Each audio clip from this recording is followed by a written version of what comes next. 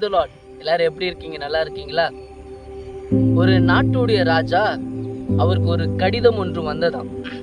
அந்த கடிதத்துல இன்னொரு நாட்டுடைய ராஜா அவருக்கு எழுதினாராம், நான் உங்க நாட்டோடு ஒரு போருக்கு வர போகிறேன், நீங்க ஆயத்தமா இருங்க என்று எழுதினாராம்.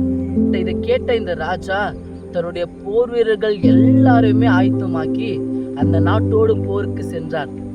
அப்படி அவர் போருக்கு செல்லும் பொழுது கொஞ்சம் கொஞ்சமாக தன்னுடைய நாட்டுடைய போர் வீரர்கள் எல்லாருமே இறக்க ஆரம்பிச்சாங்க. இதை பார்த்த இந்த ராஜா அவர் பயந்து என்ன பண்ணாராம், அவர் ஓட ஆரம்பிச்சாராம். அவர் ஓட ஆரம்பிக்கும் போது ஒரு குகை இருப்பதை பார்த்து அந்த குகைக்குள்ள நாம் ஒளிந்து கொள்ளலாம் என்று நினைத்து ஓடி போயிட்டு அந்த குகைக்குள்ள ஒளிந்தாராம். அவர் ஒளிந்து கொண்டிருக்கும் போது மனசுக்குள்ள நம்ம தோத்துட்டோமே, நம்ம இறக்க போகிறோம், நாம் இனி உயிரோடு இருக்க மாட்டோம் என்று நினைத்து கொண்டே இருக்கும் பொழுது அந்த இடத்துல ஒரு சிலந்தி பூச்சியை பார்த்தாராம். இந்த சிலந்தி பூச்சி கொஞ்சம் கொஞ்சமாக அந்த இடத்துல ஒரு கூட்டை கட்டி கொண்டிருந்ததாம். அது ஒவ்வொரு முறையும் கூட்டை கட்ட ஆரம்பிச்சதாம். அது காத்து அடிச்ச உடனே அந்த கூடு முழுவதும் அழிய ஆரம்பிச்சது. திரும்பவும் தன்னுடைய கூட்டை கட்ட ஆரம்பிச்சதாம், திரும்பவும் அழிய ஆரம்பிச்சது. இப்படி கட்ட கிட்டத்தட்ட 21 முறை அது ட்ரை பண்ணி முயற்சி செய்தும் அந்த கூடு எல்லாமே அழிய ஆரம்பிச்சது.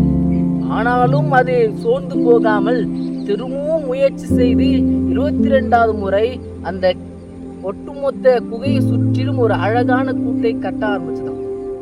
வெளியில இந்த ராஜாவை தேடிக்கொண்டிருந்த அந்த போர்ச்சேவகர்கள் அங்கு வந்து பார்க்கும் பொழுது அந்த குகை முழுவதுமாக கூடு கட்டப்பட்டதை பார்த்து இந்த ராஜா உள்ள போயிருக்க முடியாது. ஏன்னா ஒருவேளை இந்த ராஜா உள்ள போயிருந்தார்னா இந்த கூடு முழுசுமாவே அடிஞ்சிருக்கும். ஆனா அந்த கூடு முழுசா இருக்கு அப்படின்னா அந்த ராஜா உள்ள போயிருக்க முடியாது என்று நினைத்த அந்த போர் சேவகர் என்ன பண்ணாங்களாம், அவங்க இன்னொரு இடத்துல தேட போயிட்டாங்களாம். இந்த ராஜாவுக்கு அந்த சிலந்தி பூச்சியை பார்த்தோன்னே பயங்கர ஆச்சரியம். ஒரு தடவை 2 தடவை இல்லை, கிட்டத்தட்ட 21 தடவை ட்ரை பண்ணியும் அது முயற்சியை கைவிடாமல் 22வது முறை ஒரு அழகான கூட்டை கட்டி இருக்கிறதே.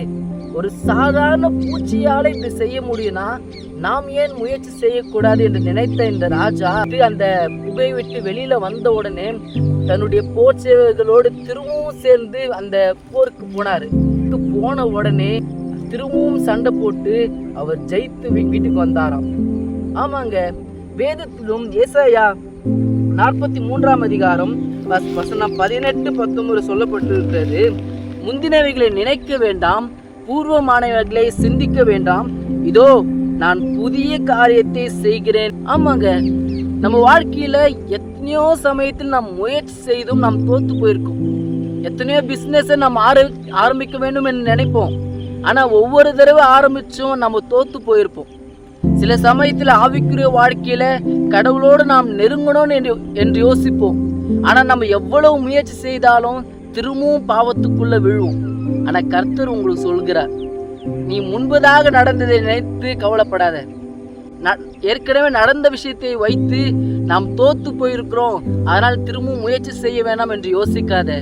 முந்தினவைகளை நினைக்காத, பூர்வமானவைகளை சிந்திக்காத. இதோ நான் புதிய காரியத்தை உன் வாழ்க்கையில செய்ய போகிறேன் என்று கர்த்தர் சொல்கிறார். ஒருவேளை நீங்க தோத்து போயிருக்கலாம், எல்லா முயற்சியிலும் நீங்க தோத்து போயிருக்கலாம், ஆனால் திரும்பவும் ஆரம்பிங்க. இதோ நான் புதிய காரியத்தை செய்வேன் என்று சொன்ன கர்த்தர் உங்களோடு இருந்து உங்களை வெற்றி சிறக்க பண்ணுவார்.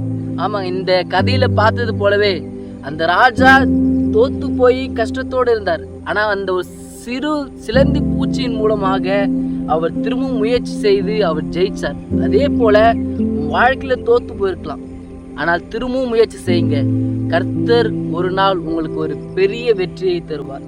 God bless you.